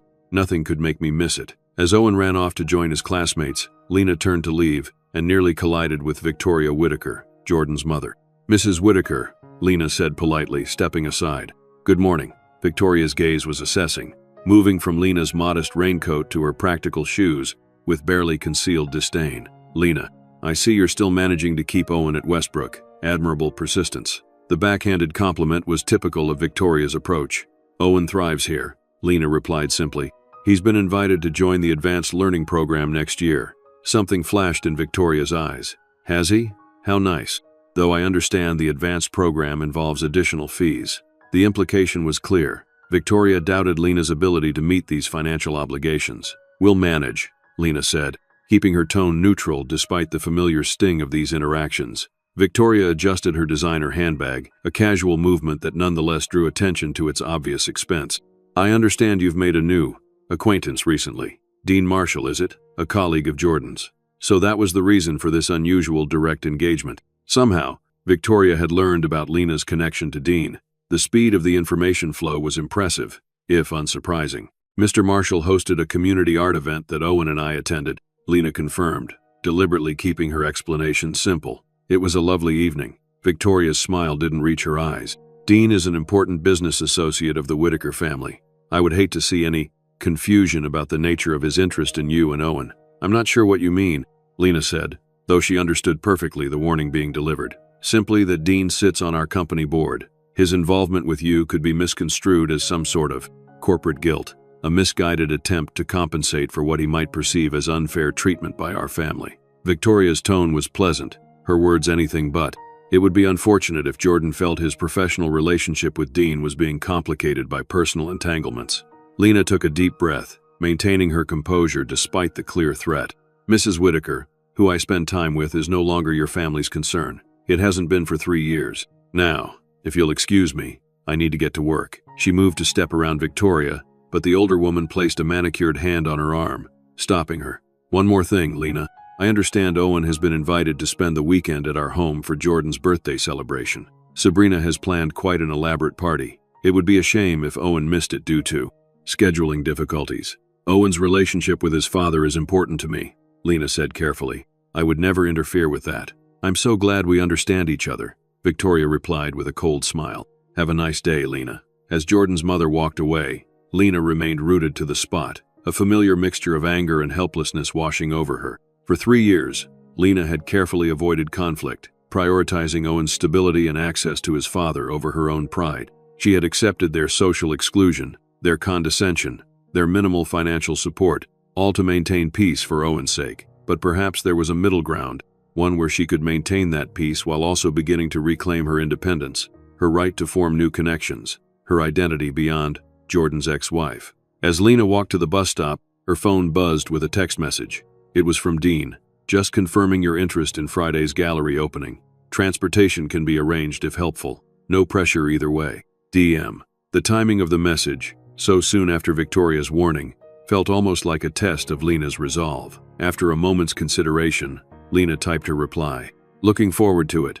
Transportation would be appreciated. Thank you, Lena. As she pressed send, Lena felt a small but significant shift in her relationship with her past. For the first time since the divorce, she was making a choice that prioritized her own interest, her own potential for growth and connection, over the path of least resistance with the Whitaker family. The Metropolitan Art Museum's modern wing was elegantly lit for the evening reception. Lena felt a flutter of nervousness as she and Owen entered the imposing space. Dean had arranged for a car to collect them, as promised, and was waiting for them in the museum's grand foyer. He greeted them warmly, kneeling briefly to Owen's level to compliment the boy on his neat appearance before offering Lena a respectful smile. This is a beautiful space. One of my favorite places in the city, Dean agreed, guiding them toward the reception area. The modern wing was designed to create a dialogue between architecture and art, structure and creativity. It's super tall, Owen contributed, gazing up at the soaring ceiling with its geometric skylights. Like being inside a spaceship. An apt comparison, Dean chuckled. Now, Owen, would you like to see the children's workshop? They're creating installations inspired by the exhibition themes. Owen's enthusiasm was immediate, but he glanced at his mother for permission. Can I, Mom? Of course, Lena assured him. I'll come check on you in a little while. A museum educator was waiting to escort Owen to the workshop. Lena watched her son depart with a mixture of pride and that ever-present maternal concern, noting how confidently he engaged with the new adult. He'll be fine, Dean said, accurately reading her expression. The museum's education team is excellent. Now, shall we see the exhibition? The next hour passed in a comfortable rhythm as they moved through the galleries, examining the works of 5 emerging artists. Dean was knowledgeable but never condescending, offering context about each artist's background and techniques, while genuinely soliciting Lena's impressions. To her surprise, Lena found herself speaking with increasing confidence about the architectural elements in several pieces. It had been years since she had engaged in this kind of aesthetic analysis, but the knowledge and sensitivity were still there, merely dormant rather than lost. You have a remarkable eye. You notice elements most viewers miss entirely. My design training, you develop a habit of seeing the underlying structures, the intentional choices. It's more than training, Dean disagreed gently. It's a natural sensitivity, a way of processing visual information that can be enhanced by education but must be innately present. As they continued through the exhibition, Lena became aware of curious glances from other attendees. Several people nodded respectfully to Dean, clearly recognizing him as a museum board member and significant patron. A few approached to exchange brief pleasantries, and Dean unfailingly introduced Lena with simple courtesy. This is Lena Parker, a talented designer with particularly insightful perspectives on spatial dynamics. No explanation of their connection, No qualifying remarks about her current occupation. As they approached the final gallery, a server offered them champagne from a passing tray. Dean selected 2 glasses, handing one to Lena. "To new perspectives," he proposed as a toast. "New perspectives," she agreed, taking a small sip of the crisp, effervescent wine. They had just entered the last exhibition room when Lena froze, her champagne glass nearly slipping from her fingers. Across the gallery, engaged in animated conversation with the museum director, stood Jordan and Sabrina. "Ah," Dean said quietly, following her gaze. "I wasn't aware they would be attending tonight. The Whitakers are regular donors, but Jordan rarely comes to these smaller openings." Lena felt a surge of anxiety. "We can leave if you'd prefer," Dean offered, his tone making it clear this would not be a retreat but simply a choice for her comfort. "No," she decided firmly. "I'm enjoying the exhibition, and Owen is having fun at the workshop. We'll stay." Dean nodded, respect evident in his expression. "As you wish. Shall we continue?" They moved to the next installation, a large-scale architectural abstraction that played with light and shadow. Lena deliberately positioned herself with her back to Jordan and Sabrina, focusing intently on the artwork as Dean provided background on the artist's techniques. It was a temporary reprieve at best. The gallery was arranged in a circular flow, meaning Jordan and Sabrina would eventually make their way to where Lena and Dean stood. And indeed, within minutes, Lena heard Sabrina's distinctive laugh drawing closer. "Dean, what a surprise." Jordan's voice was artificially warm as he approached, Sabrina on his arm. "I didn't realize you would be here tonight." "Jordan, Sabrina." Dean's greeting was polite but measured. "Yes, I try to support these emerging artist showcases. The talent is remarkable." There was a moment of awkward silence as Jordan registered Lena's presence. His expression shifted from surprise to wariness. "Lena, this is unexpected." "Hello, Jordan," Lena replied evenly. "Sabrina." Sabrina's smile was sharp, her eyes calculating as they moved between Dean and Lena. "What an interesting development. I had no idea you were interested in modern art, Lena. Or is it the company that interests you?" The insinuation was clear, and Lena felt heat rise in her cheeks. Before she could respond, Dean spoke, his tone casual but with an underlying firmness. "Miss Parker has been providing invaluable insights on the architectural elements of the exhibition. Her design background offers a perspective most of us lack." Jordan frowned slightly. "Design background?" "Lena took some courses years ago, but hardly. A degree in spatial design with a focus on urban integration," Dean corrected smoothly. Her analysis of Chen's use of transitional spaces was particularly astute. Jordan looked taken aback. "I see. Well, that's nice." An uncomfortable silence fell over the group. Sabrina broke it with a deliberately bright tone. "We just saw Owen in the children's workshop. He's growing so tall." Jordan barely recognized him. It's been so long since their last visit. The barb was subtle but effective, highlighting Jordan's limited involvement in his son's life while implying this was somehow Lena's fault. "Owen is looking forward to this weekend," Lena replied, refusing to take the bait. "He's excited about Jordan's birthday celebration." "Yes, well, we've planned quite an extravaganza," Sabrina said. "Helicopter tour of the city, lunch at Cipriani, the works. I do hope his clothes are appropriate for the venues." Dean's expression remained pleasant, but Lena noticed a hardening around his eyes.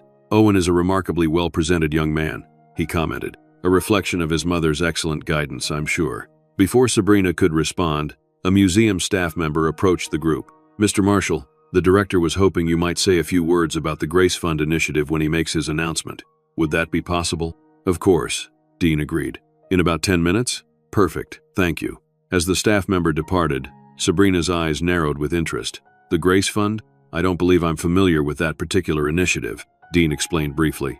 "A program to support working single parents in accessing cultural and educational opportunities for their children." Jordan shifted uncomfortably, clearly registering the potential connection to Lena's situation. "Sounds commendable, though rather specific in focus."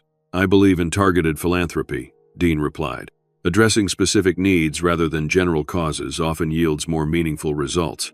Sabrina's smile had taken on a brittle quality. "How interesting that you've developed this particular interest, Dean. One might almost think it was personally motivated." The insinuation hung in the air, neither Dean nor Lena responding to it directly. Instead, Dean glanced at his watch. "If you'll excuse us, I should check on Owen before the director's remarks.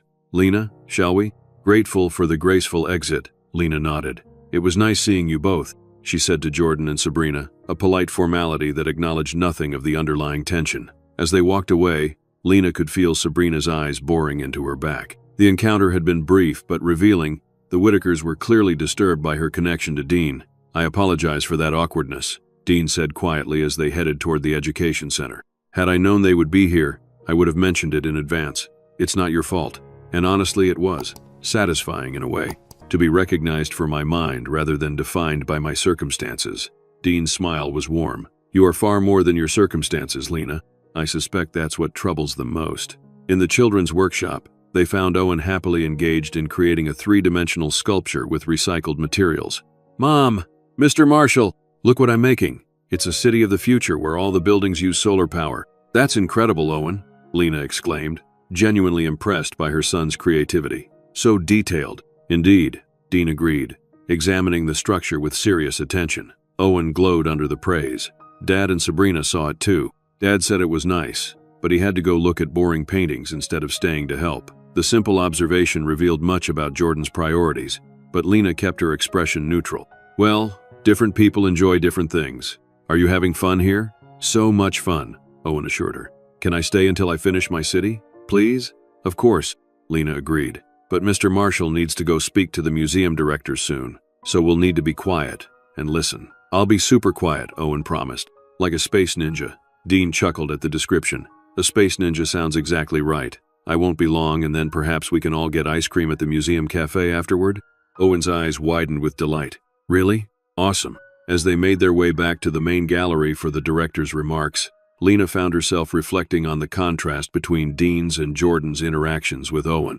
Where Jordan had offered a perfunctory compliment before returning to his social obligations, Dean had engaged with genuine interest, validating Owen's creativity and thought process. It wasn't about the promised ice cream or even the special attention. It was about seeing Owen, really seeing him, as a person with ideas and feelings worthy of respect. The museum director was already at the podium when they returned to the main gallery, welcoming guests and thanking sponsors.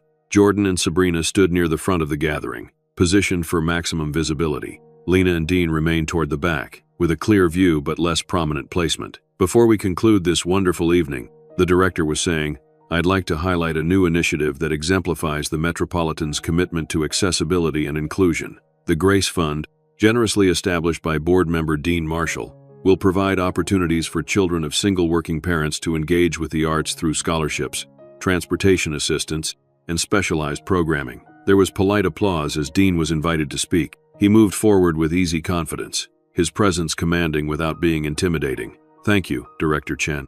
The Grace Fund represents a belief that artistic expression and appreciation should be accessible to all children, regardless of their family's financial circumstances. Too often, cultural experiences become luxury items, available only to those with disposable income and flexible schedules. The reality is that many hardworking parents, particularly those raising children alone, face barriers that have nothing to do with their interest in the arts and everything to do with practical logistics." Lena watched as several audience members nodded in agreement, while others, including Victoria Whitaker, who had apparently arrived during their earlier encounter with Jordan, maintained neutral expressions. "This initiative will address those barriers directly," Dean continued, "providing transportation, scheduling activities to accommodate working parents' availability, covering associated costs that might otherwise make participation impossible, because talent and appreciation for beauty are not determined by income or family structure." His gaze swept the room, pausing briefly on Jordan and Sabrina before continuing. "Some women suffer silently, but those who walk through mud still shine. The Grace Fund is named for that quality of dignity, the ability to maintain integrity and purpose despite obstacles, to create beauty from difficult circumstances." Lena felt a rush of emotion at his words, recognizing the unmistakable reference to her experience, the puddle incident, the mud. "We invite you all to support this initiative," Dean concluded, "not out of pity or condescension, but out of recognition that our cultural landscape is enriched when diverse perspectives and talents are included. Thank you." The applause was genuine as Dean stepped away from the podium. Several people approached him immediately with questions or expressions of support. Lena remained where she was, processing the implications of what she had just heard. When Dean finally made his way back to her side, Lena found it difficult to articulate her feelings.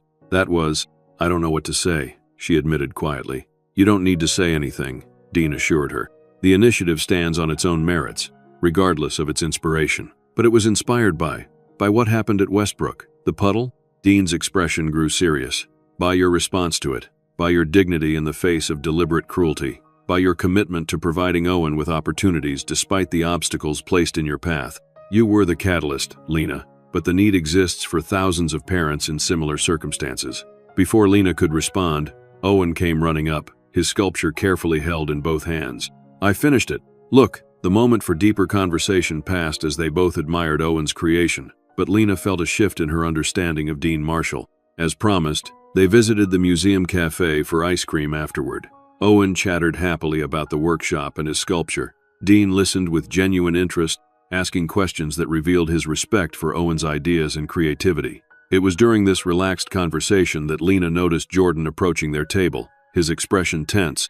Sabrina and Victoria were noticeably absent, suggesting this was not a social call but something more deliberate. "Dean," Jordan said without preamble, "could I speak with you privately for a moment?" Dean glanced at Lena, a silent question in his eyes. She nodded slightly, indicating she was comfortable with his temporary absence. "Of course," Dean replied, standing. "Owen, please save some of that chocolate sauce for me. I'll be right back." As the two men moved to a quiet corner of the cafe, Lena tried not to stare, but she couldn't help noticing the increasing tension in Jordan's posture, the controlled calm in Dean's responses. "Mom," Owen said, reclaiming her attention, "is Mr. Marshall your boyfriend?" The question caught Lena off guard. "No, sweetheart. He's a new friend, someone who shares some of our interests." Owen considered this. "He's nice. Not fake. Nice like some of Dad's friends who talk to me like I'm a baby. Real nice."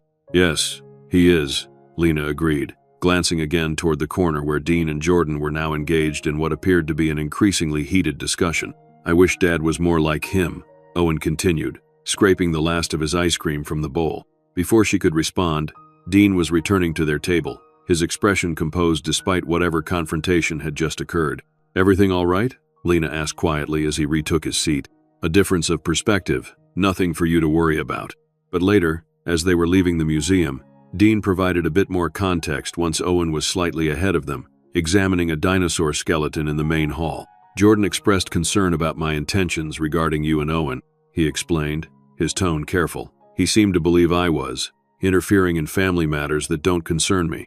Lena felt a flash of indignation. That's rich, coming from a man who sees his son once a month at most. "I pointed out something similar," Dean admitted, along with the observation that his current fiancée seems more interested in using Owen as a prop for their perfect family image than in genuinely supporting his development. "What did he say to that?" Lena asked, both apprehensive and curious. Dean's expression was grim. "He suggested I had developed an inappropriate interest in his leftover, to use his exact term." Lena flinched at the crude description. "I see. I informed him," Dean continued, his voice low but intense, "that you are not his leftover. You are the woman he never deserved."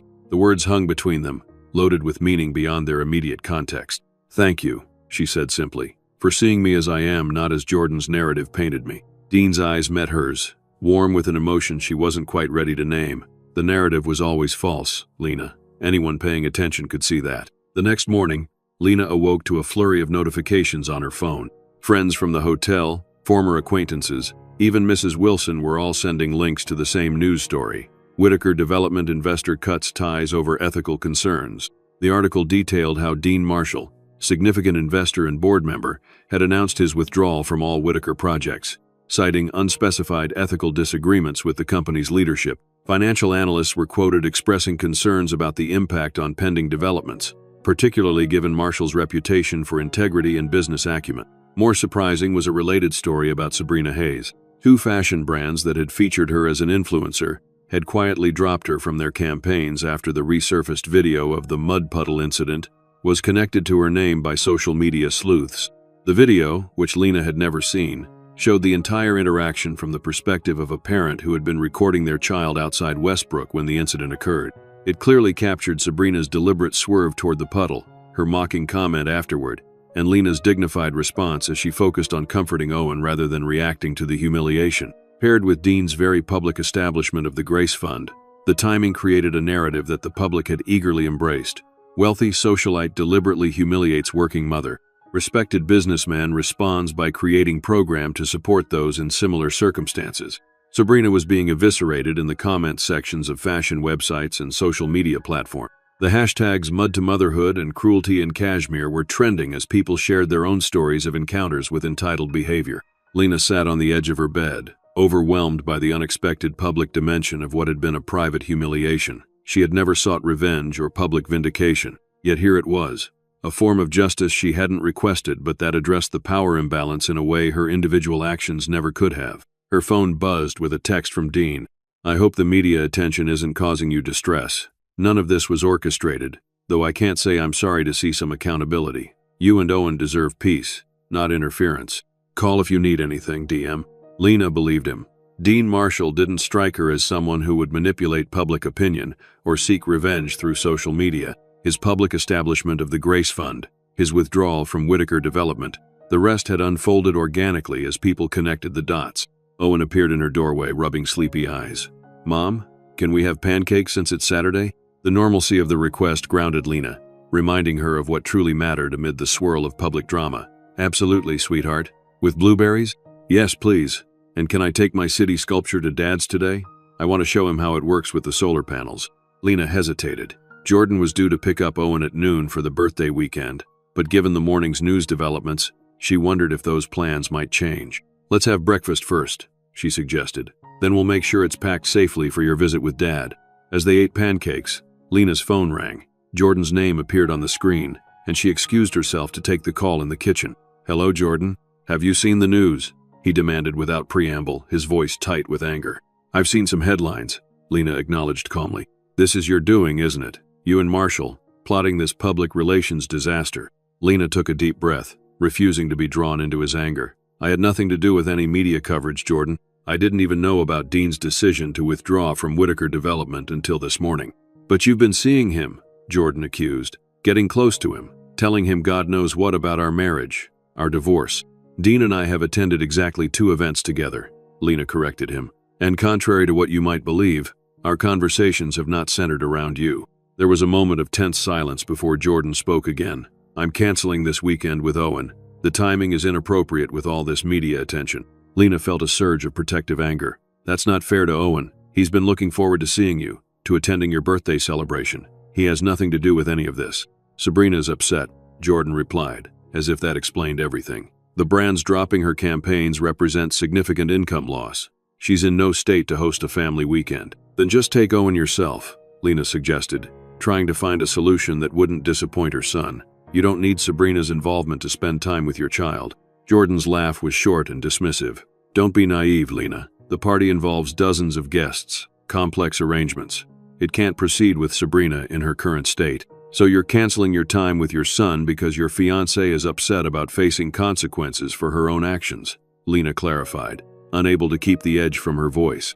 "I'm rescheduling," Jordan corrected stiffly. "When things have settled down, tell Owen I'll make it up to him."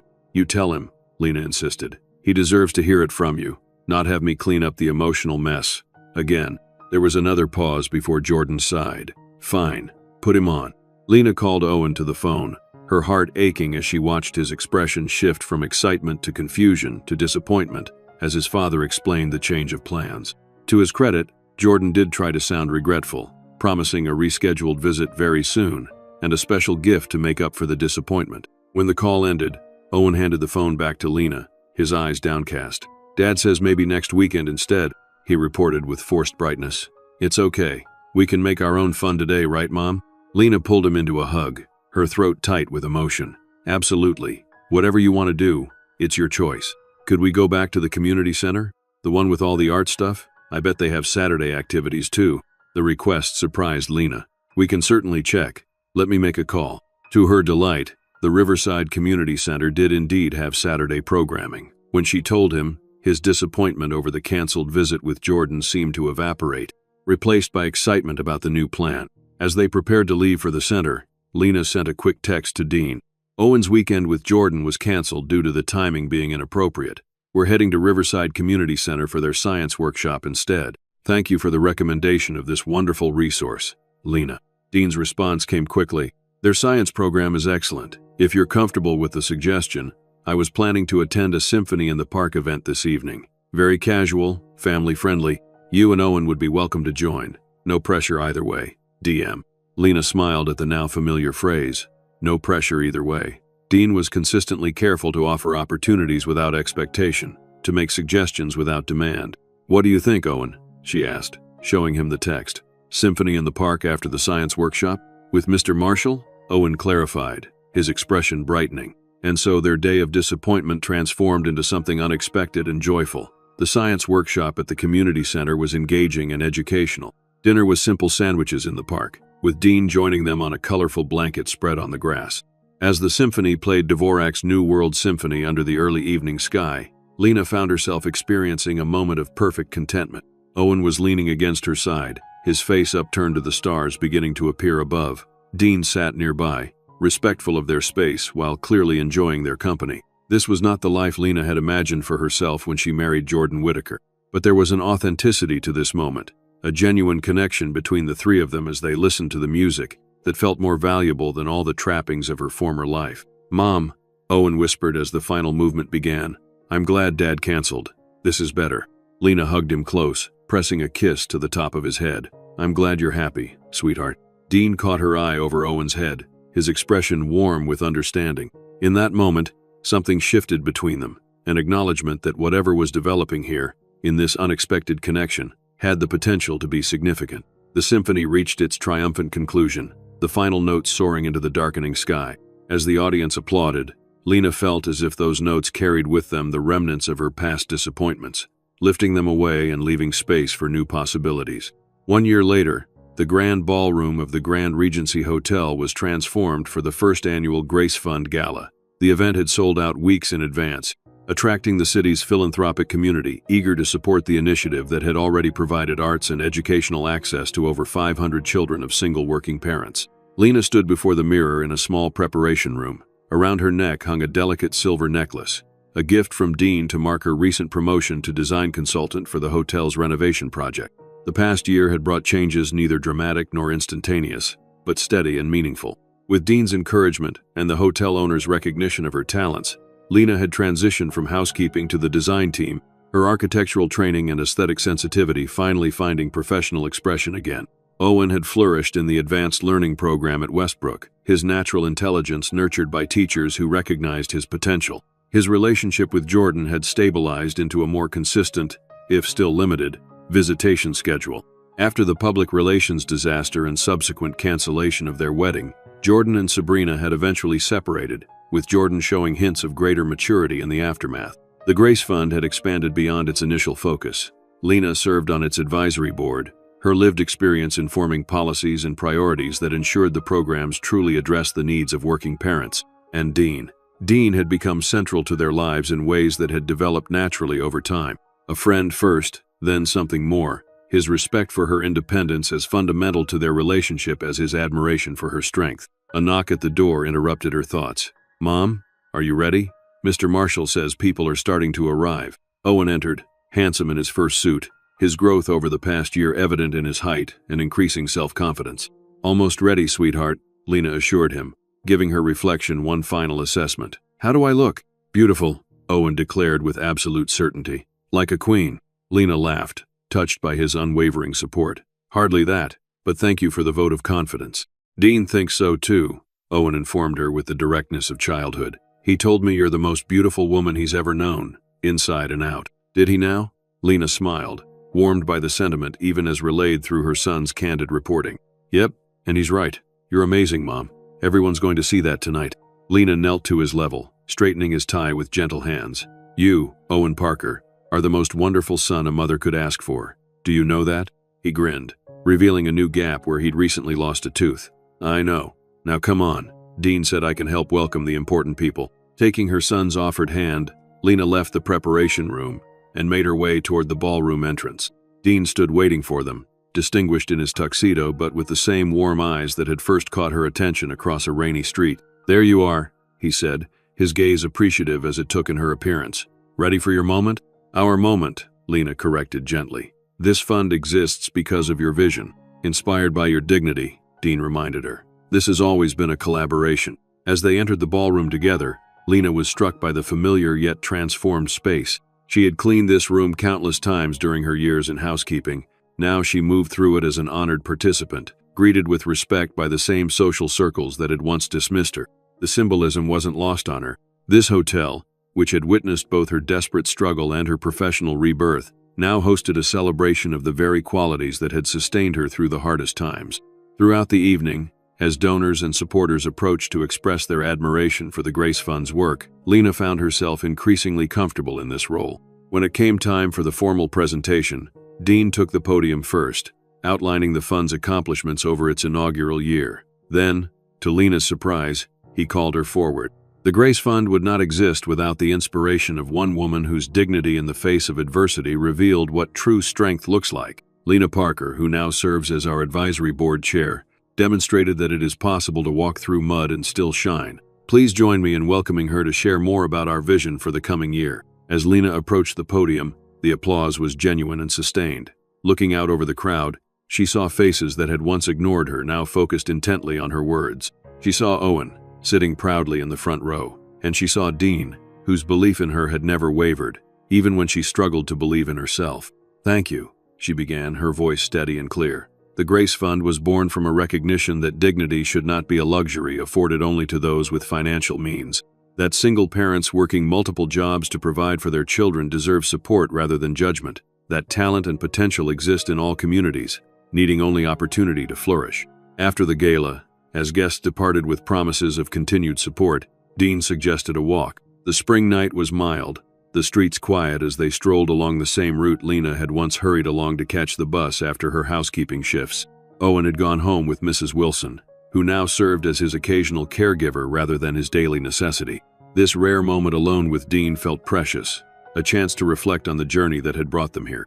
"You were magnificent tonight," Dean told her, his hand warm around hers. The donors were impressed, but more importantly, the parents who spoke about the program's impact were genuinely moved by your understanding of their challenges. "It's easy to understand what you've lived," Lena replied simply. They walked in comfortable silence for a few moments, their footsteps synchronized on the quiet sidewalk. When they reached a particular corner, Lena paused, a smile touching her lips. "This is where it happened," she said, gesturing to the street where the puddle had once been, "where Sabrina splashed us, where everything changed."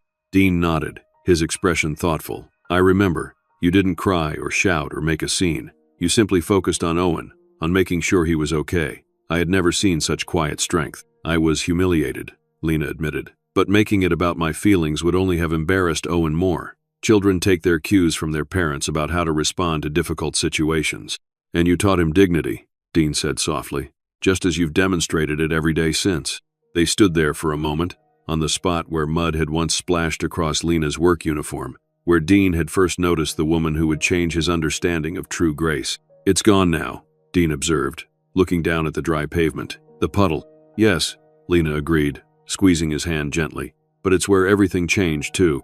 Dean took her other hand, turning her to face him fully. "Lena Parker, when I witnessed that moment a year ago, I saw someone exceptional. Every day since has only confirmed that initial impression. Your strength, your intelligence, your unwavering commitment to Owen, your ability to forgive without becoming a doormat, these qualities are rare and precious." Lena felt herself blush slightly at the earnest praise. "I was just trying to survive, Dean, to keep my dignity in circumstances designed to strip it away." "That's exactly it," he insisted. "Most people in your situation would have become bitter, would have fought dirty, would have used Owen as a weapon in the ongoing conflict with Jordan. But you chose a harder, more honorable path." He paused, his expression suddenly vulnerable in a way she rarely saw. "I didn't plan to fall in love with you, Lena. I only wanted to help right a wrong I had witnessed. But how could I not love a woman of such extraordinary character? And I didn't plan to trust again," she said softly. "After Jordan, after the divorce, after the years of struggle, I thought that part of me was closed forever. But you never asked me to be less than I am. You never treated my circumstances as a deficiency. You saw me, really saw me, when I had become accustomed to being invisible." Dean's eyes were warm with emotion as he drew her closer. "You could never be invisible, Lena. You shine too brightly for that." As their lips met in a kiss that felt like both a culmination and a beginning, Lena understood that the puddle incident had not defined her. Her response to it had. The mud had dried and washed away, but the dignity that had carried her through that moment and countless others had remained, becoming the foundation for this new chapter of her life. When they finally broke apart, Dean's smile held a promise of shared tomorrows. "Shall we keep walking?" he asked, offering his arm. Lena linked her arm through his, feeling the rightness of their connection. Not a rescue or a fairy tale, but a partnership between equals who recognized each other's true worth. "Yes," she said simply, Let's keep walking." And together they moved forward, leaving behind the sight of past humiliation, stepping toward a future built not on erasing difficult memories, but on transforming them into something meaningful and beautiful.